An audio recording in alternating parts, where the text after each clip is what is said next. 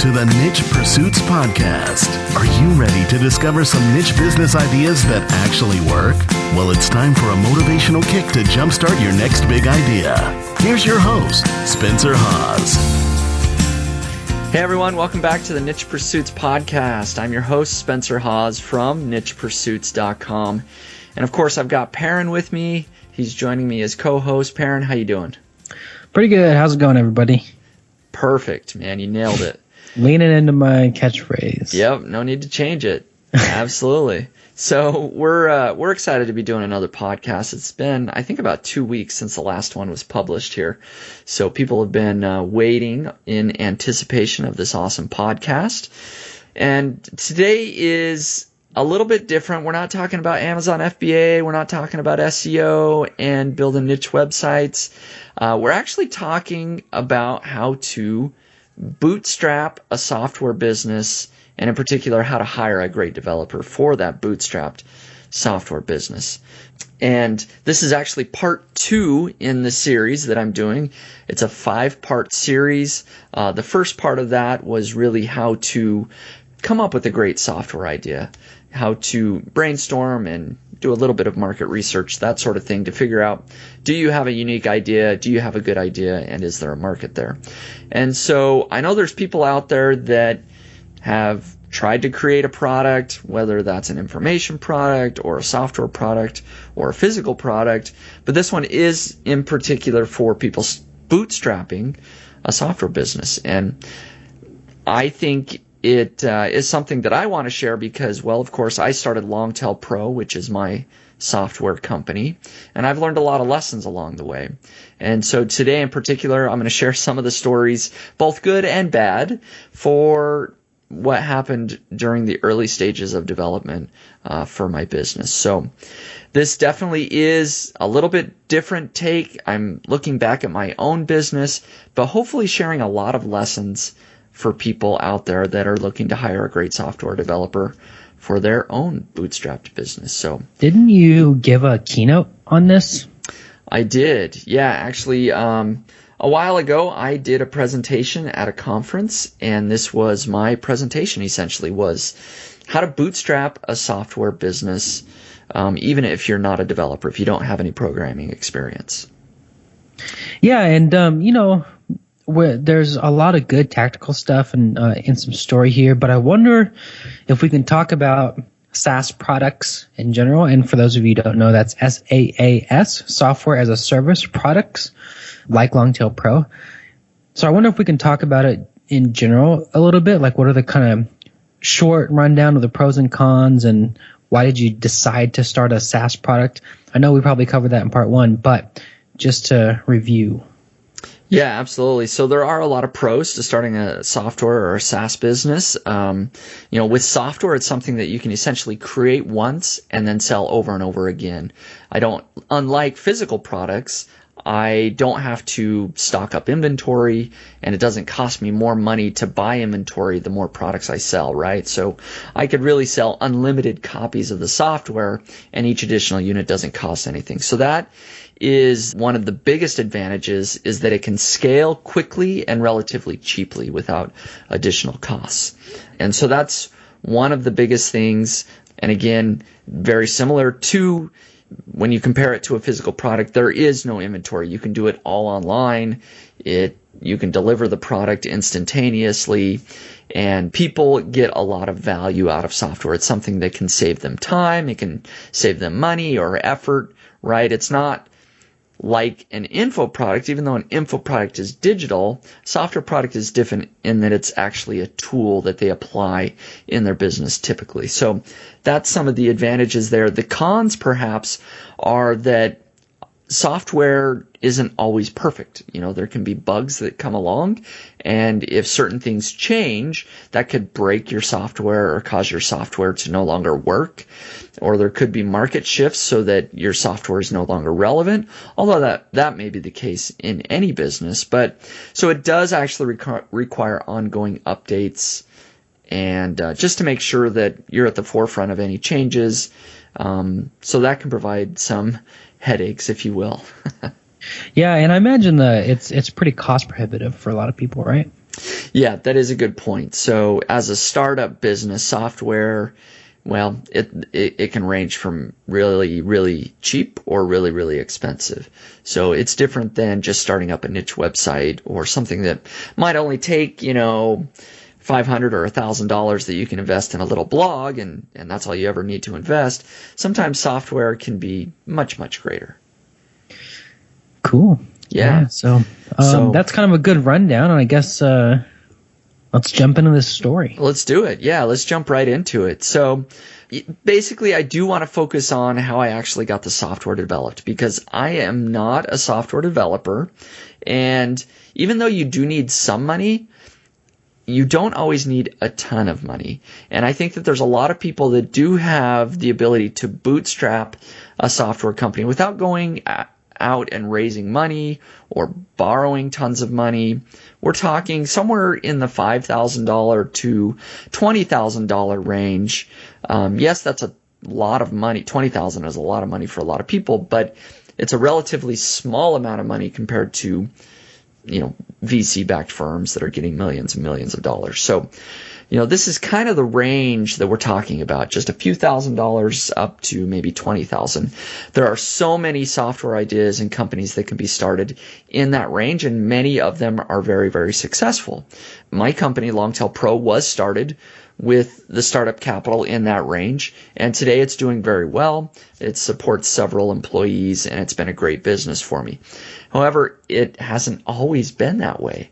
Early on, I thought, I'm a bootstrapper. I was working full time when I started Longtail Pro, believe it or not, and I'm not a software developer.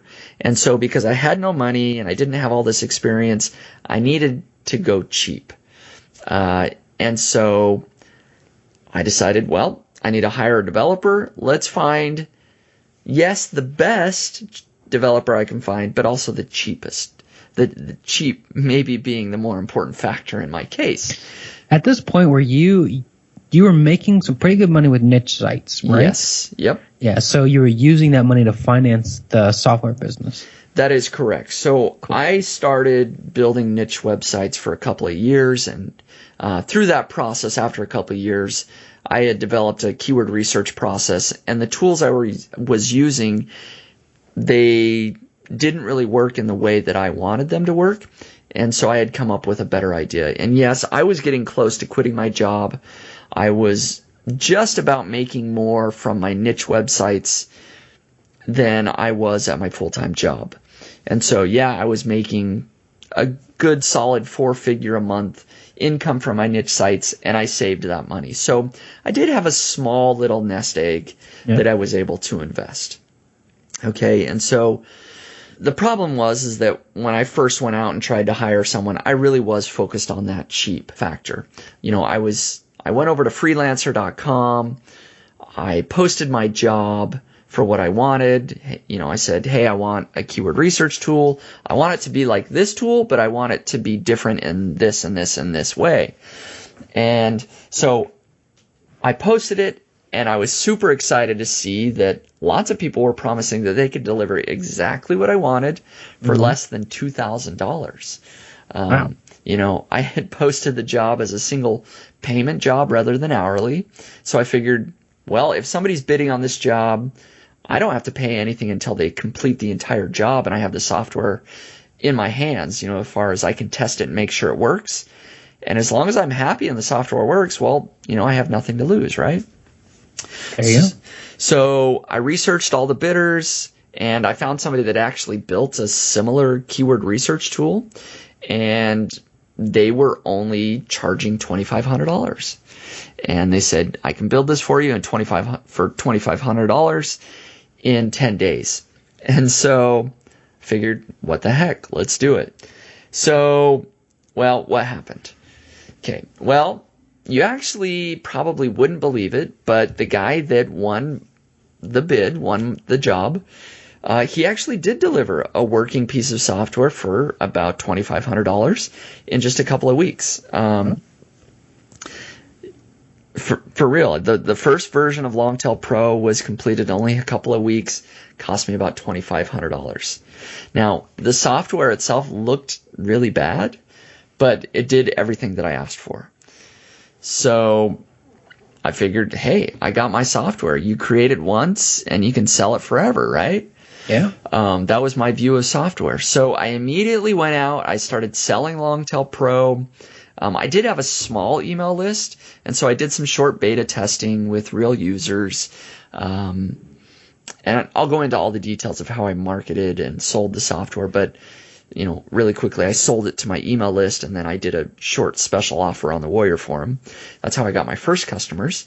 And I actually was able to make my money back in the first couple of weeks, basically. Almost. I'm not sure if in the first couple of weeks. It may have been the first month and a half. But you sold it or you bought it for $2,500, and you sold that version, and you just about made your money back in a couple of weeks. Correct. Yep. That is indeed true. And so, however, after just, whatever it was, 2 to 3 weeks of selling the software, a couple of things happened. First thing that happened is people started pirating the software like crazy. There was no licensing or security system in place. And then the second thing that happened is the software stopped working. So the first thing, the security thing, was totally my fault. I actually knew this was potentially a problem. I knew I hadn't splurged on a security system or licensing system. I just didn't know how quickly people would start pirating the software. Within about 24 hours, somebody had listed it on some Black Hat forum and had the download link. That's all people needed, was the download link. They downloaded it and they're in, right? There's no username or password or anything. You're in. And so that started happening right away. Oops. So I did my best, and I actually think that it got taken down off the Black Hat forums for a little bit, but then it came right back up a week later. Right. So I knew that the security issue needed to be fixed eventually. The second thing that happened is, the software broke. So this was really the bigger issue. The software itself relied a lot on getting data from Google, and Google changes how they display their data a lot. And so a couple of weeks after I started selling the software, Google changed how they were displaying the keyword data, and it completely broke the software, meaning people would try to generate keywords and nothing happened. And so, of course, customers let me know that this was happening. They weren't very happy about that. But I immediately went back to my developer and asked him to fix it. And he actually was able to fix it relatively quickly. And I was able to release a new version to keep customers happy. However, this was kind of a constant ongoing battle. A week or two later, Google changed something again, and this broke the software, and it was just ongoing almost every week. Right. So this was like a wake-up call for me owning a software company. This isn't quite working out the way that I had expected it. I thought you created it once and everything was happy and you ride off into the sunset and just focus on marketing. But that wasn't the case. Then other issues started to creep up with my actual developer. And this is a little bit more painful part of the story, believe it or not, that I haven't shared. I don't think I've shared it all on the podcast, if I'm not mistaken. But basically, in addition to the constant update issues that I was having, I started to realize that it was a little bit more difficult than expected to work with somebody that didn't speak English natively and was on the other side of the world in a different time zone. Right. So because I had hired somebody cheaper, they lived in, I don't remember which country, India or somewhere. And, they could type in English, but it was very broken English. And I might ask one thing, and because it was a little more nuanced, they might not understand. Communication issues happened. Okay. And as more and more parts of the software started to break, I was getting more stressed, and customers were replying, hey, the software's broken and I need to be selling this so I can pay for the ongoing software development.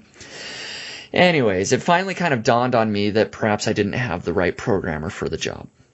At this point, he had moved on to other projects. He had built Longtail Pro, and yes, he was updating it when he could, but it started taking longer and longer. He was on the other side of the world, and he had other clients that he had to take care of. So if I really wanted to grow Longtail Pro into a larger business, I needed a developer that I could rely on. And so, and not just any programmer, I needed probably the best programmer that I could possibly find at this point. So I don't know if you have any follow-ups at this point, Perrin, for the story or not, but what this comes is the good next, part, man. I'm just I want to know what happens next. Yeah, what comes next is the bad part, actually. Right. Not the good part. This is like the perfect Halloween podcast. We have like so much suspense building. We really need to have somebody put music up for this one. I need to tap into some of my crazy music that I used to do. Yeah. I'm sure I could find a good Halloween theme. This section would be perfect. Yep. So what happened next? Well, it, again, is something that I haven't told very often. And yes, it was quite painful. So luckily, at the end of the day, things worked out. But while this happened, I didn't know it would work out. So try to remember that as I'm telling this story here. But so now when I had posted my job on Freelancer, it was always my understanding that it was implied that when I hire somebody as a developer, I am the owner of that software. I'm the owner of the business, and I'm the owner of the source code. And so, it was my understanding that that's pretty much the underlying purpose of most freelance websites. You go there to contract out the labor, and you are the owner of the asset, right? And so I figured that they, just hand over the product and the code for the job you hired them for, and in exchange they get money. So at this point, I knew I needed to move on and get a different developer. So I, nicely asked my developer, hey, at this point, I'd really like to just have the source code. Is that okay? Can you send that over? He said no. And actually, he didn't just say no. He said, well, sure, you can have it, but it's going to cost you an additional $15,000. And that is insane. I'm like, what? What the heck is this guy talking about? I hired him for the job. I paid him $2,500. I get the source code, right? And so I, then was a conversation that I basically said, dude, give me the source code. Like, what's up? What's going on? And I mean, this had never crossed my mind. I had been in business now a couple of months. I just figured, well, it's time for him to hand over the source code, and that's just a matter of formality. Well, and of course, all of this is taking place over Skype chats and emails and in broken English, and he would not hand over the source code. He wanted $15,000. So at this point, how are you feeling?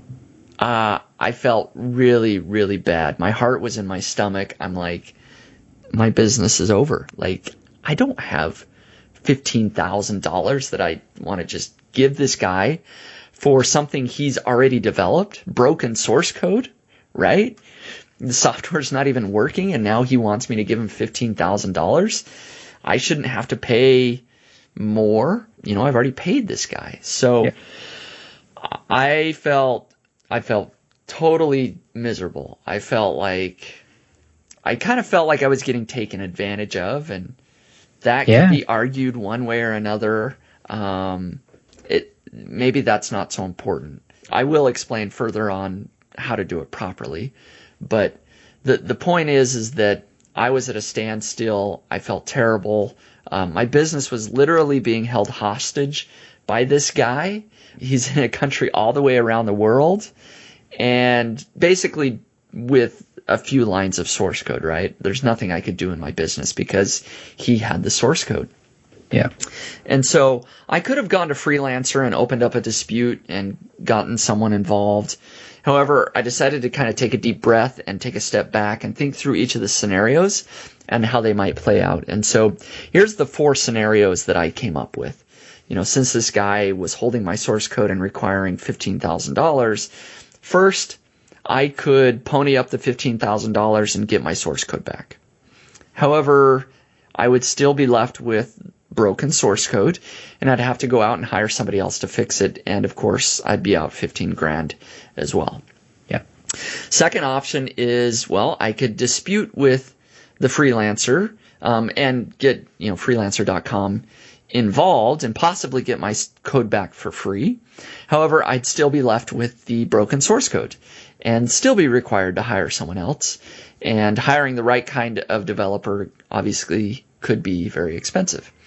So number 3 option here would be I could just walk away from everything and let the business completely fold. Just say, you know what, wash my hands, I'm done, I'm moving on with my life. Yeah. Number 4 is I could walk away from this developer and the source code and just start the business over from scratch. Now, I really have to imagine number 3 is pretty tempting, because at this point you had a pretty solid niche site business that you thought was probably, and it ended up did, allowing you to quit your job. Yeah. No, absolutely. I mean, it was tempting, right? I had basically made all my money back. I'd broken even on this little software venture, so it was tempting to just let it fold. But I ended up going with option 4, which is walking away from the developer and that source code and starting the business over from scratch. I figured that, hey, I could probably hire somebody for about that $15,000 to build a much better version of Longtail Pro than I'd already have, and I'd have the source code of a superior product, and be working with a better developer. And so, was that easy? Because, at that point you had proven the concept, right? You knew people wanted this. You had proven that people were willing to buy it through the channels that you could market it. So was it an easier decision because of that stuff? I don't want to brush over and suggest that it was an easy decision in any way. Right. But the fact that I had proven the market and I had sold it is what made it a tempting decision, was probably the only reason that I continued on, right? Yeah. Yes. So there was that one sort of silver lining in the fact that I knew people would buy a good keyword research tool. So yeah, that was the huge deciding factor for me. But, I don't want to kind of just brush over that, without explaining how difficult this was. I actually spent several days and weeks trying to figure out what I should do as far as the source code. I had already decided that I was going to quit my job at this point because my niche site business was doing really well. And so I was only a couple of months away from quitting my job. But I had sort of felt like, well, Longtail Pro is going to help me have a more sustainable business, right? It's going to help me have 2 sources of income rather than just my niche sites. And so I was faced with the decision, well, maybe I need to fold this business, and perhaps quitting my job isn't a good idea at all. And so I, of course, talked with my wife. I discussed it with my dad. I ran through all sorts of scenarios with siblings. And so, yeah, I finally came back to the decision that I felt was best, which was I needed to just walk away from that developer and the source code and go out and find somebody that's much better.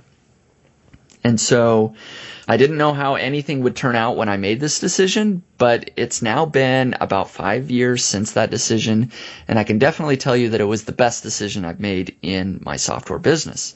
Yeah. I was able to go out and find a great developer that exceeded my expectations, and Longtail Pro has now become the product that, everybody listening to is familiar with, and many, many thousands of people have used. 70,000. 70,000 plus, right? Yeah. Quite a few. have at least tried it out. And so, yeah, I was able to go ahead and quit my job a few months later in March of 2011 because I was feeling a little bit more confident, and we can go through that story. But essentially, I was able to hire a great developer and get a superior product out the door and start selling it right at about the same time I was quitting my job, right? And so I knew that income source was there. So it was a pretty painful little process I went through there. Yeah, geez. Did that guy get one last email? Yes, he did. I don't remember exactly, of course, what it said, but I let him know, and I was very polite. I don't yell at people, right? That sort of thing usually, but I let him know that, hey, it's just not working out. I'm going out and I'm hiring somebody else. Right. So I let him know. But let's talk about how to actually go out and hire a great developer, because I think that's important to talk about. Yeah. And that is kind of one of the big lessons that I learned here.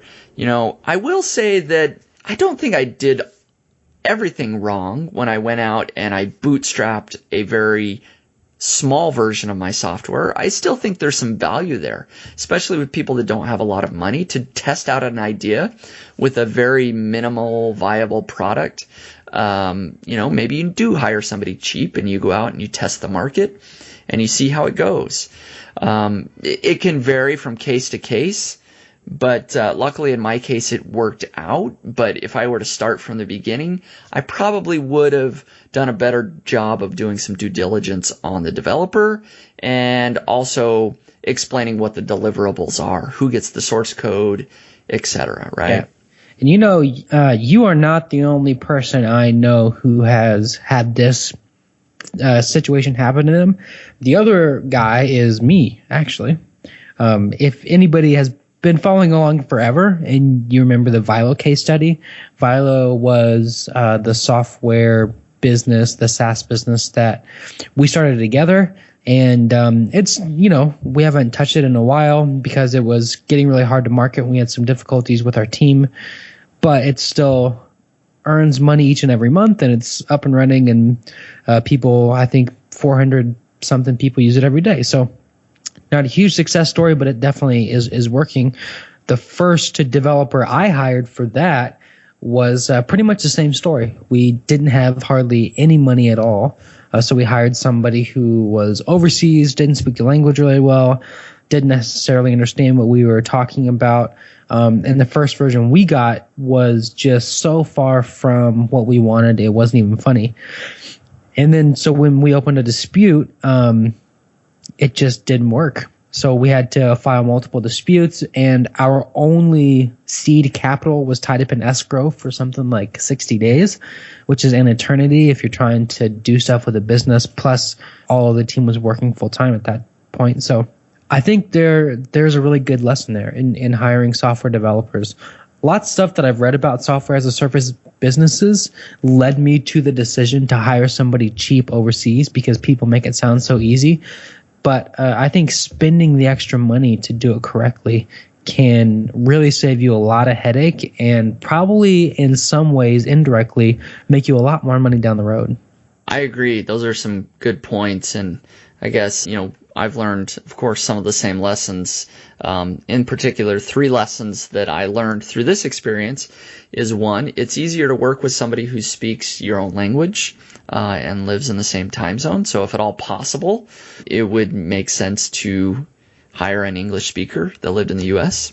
Number 2 is I learned that I needed to do a better job of describing what was expected out of the job. Who was going to own the source code? Was there going to be software and security or security and licensing in place? And what sort of ongoing agreement for fixes and updates?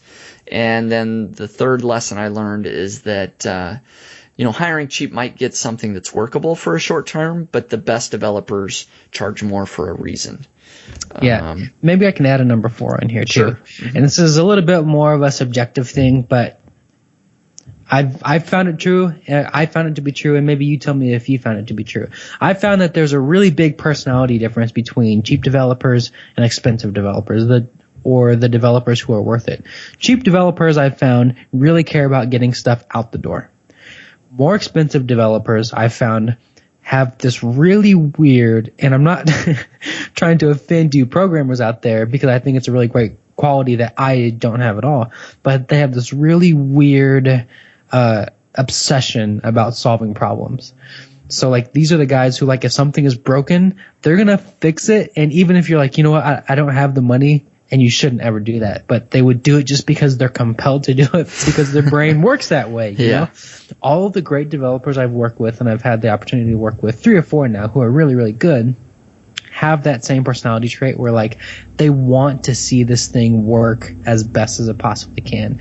So if you can't decide, if you don't know if someone is worth it or not, maybe that's something you can take with you. Yeah, absolutely. Good points. When I went out and hired my next developer for Longtail Pro, I decided I needed to do things a little bit differently than when I had hired the guy on Freelancer.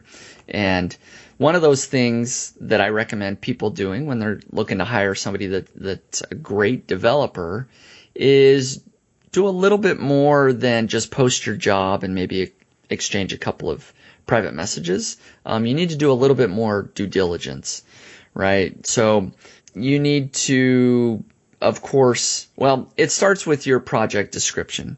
You need to be very detailed and have lots of attachments explaining what's expected out of the job, who gets the source code, is there a licensing system that needs to be developed.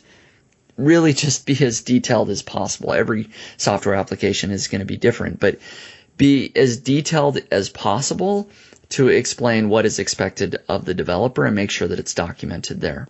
And so, I actually found my next developer on elance.com, believe it or not. And there really are lots of great developers on these freelance type websites. I guess it's called upwork.com now.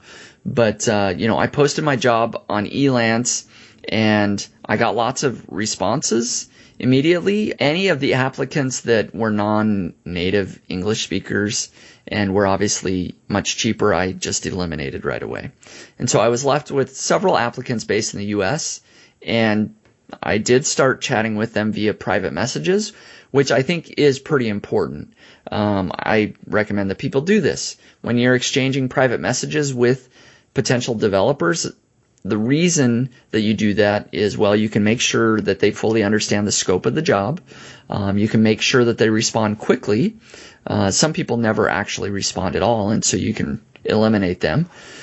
And then you can ask for their opinions on the project. This is actually really, really good idea because you can start testing their understanding of the job. But even more important than that, it kind of lets them show that they can think of the big picture ideas, and you actually might be surprised. And this is what my eventual developer, what helped him to really stand out, is that he didn't just say, here's my opinion of the project, but he actually would say, have you thought of this issue or this potential problem? I can see in developing the software, this might come up. And so I think that's something we should address, right? He would think of things that I haven't thought of. And that's the sign of a great developer, is somebody that doesn't just take what you wrote, but actually is willing to do a discussion and think outside the box, if you will. Right. And so I think I had 3 developers that I did some good back and forth with via private messages. I ended up doing phone calls with a couple of them. And one of them clearly rose to the top, like I explained. He really had a good grasp of the job and was able to see the big picture very, very well. And we were able to communicate really well. And so I was comfortable with him. I ended up hiring this amazing developer, and he's still the lead developer for Longtail Pro about 5 years later. And so, yes, he was expensive, but he's also a very amazing developer. And he can actually often do a lot of things in about half the time compared to a less experienced developer. So as a result, I'm actually getting better work faster. And so the overall price is sometimes less than you might pay overall because he is so quick and it doesn't break, right? And so I think those are some of the key things to think about when hiring somebody. It's not important to always go with the most expensive per se or the most robust job. You don't want to program too much into your software application, but you can still hire a great developer, and yes, they might be a little more expensive, but if you can get an MVP out the door and test the market, I think that's a great way to go. So, there's a couple of other thoughts that are related to this that I guess we could talk about. One is what I'll call, product slip or scope slip, whatever the catchphrase is at the time, I don't know. But essentially, where software development the scope of software development can often expand. So, which means you come in with one idea, and then throughout the course of development, either you or your developer say, well, it would be cool if we added this feature, or it would be cool if we added that feature. I think we should include that. It doesn't make sense unless it has this whole package, right?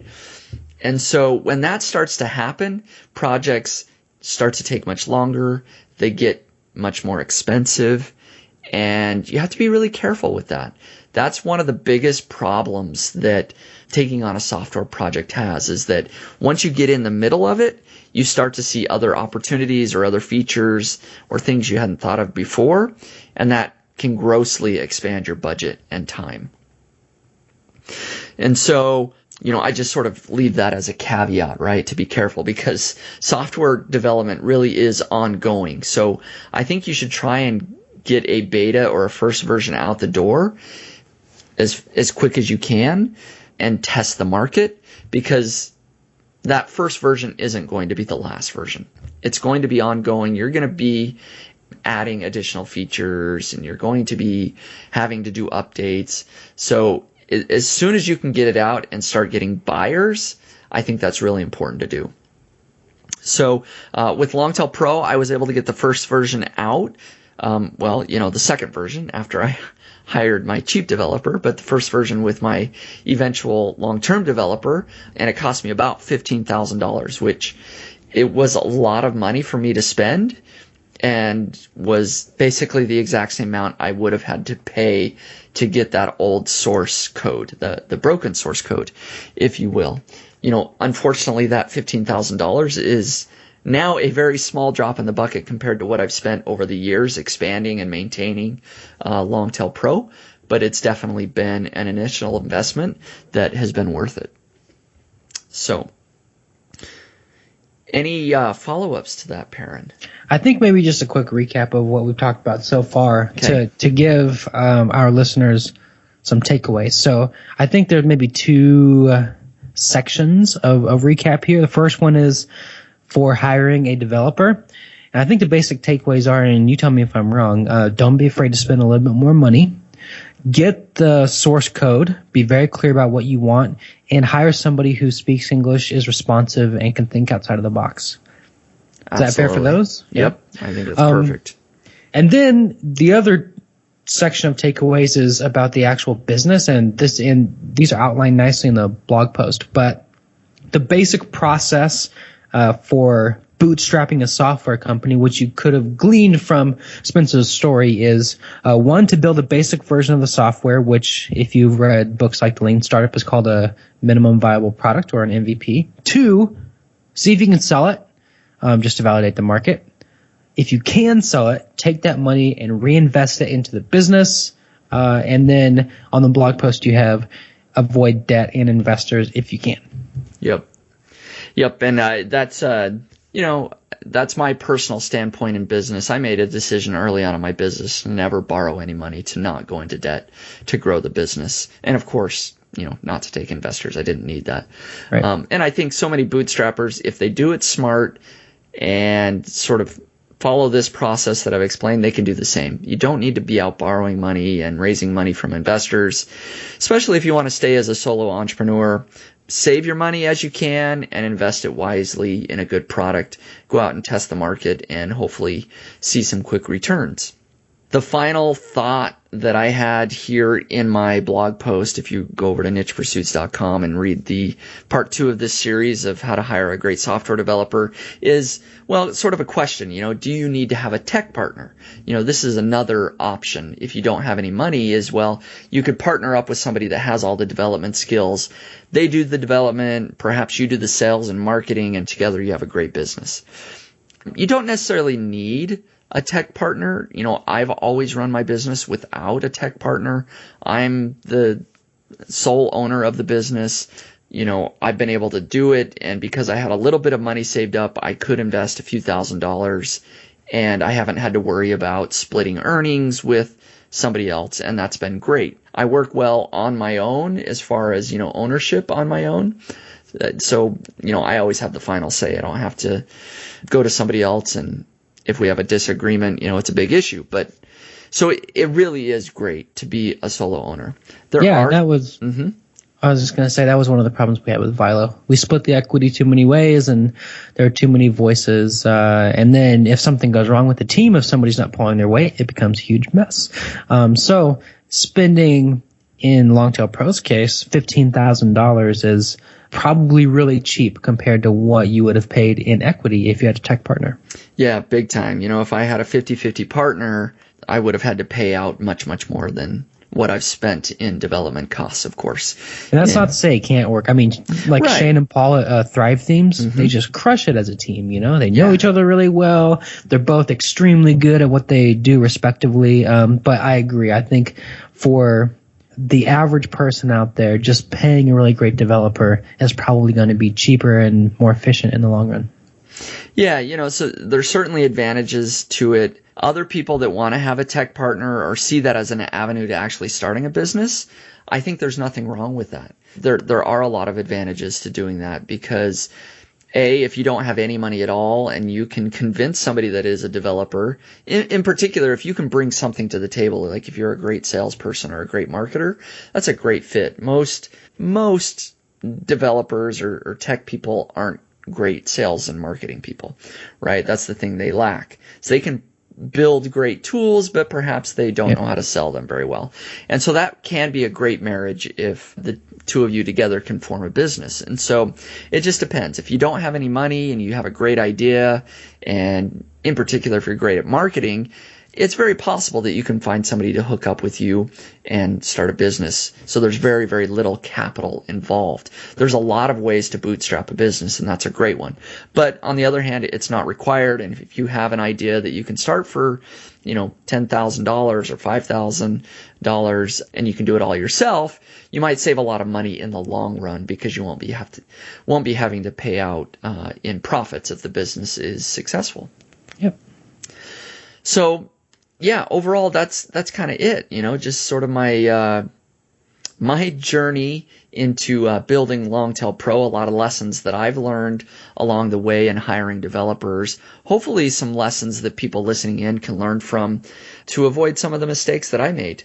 They can go in and find a great developer and hopefully still do it cheaply and effectively enough that they don't need to go into debt and take on investors and that sort of thing and start a great software business. Big time. Yeah. So I think we'll leave it at that. It's part story, part hopefully practical advice that people can take away and apply into their business.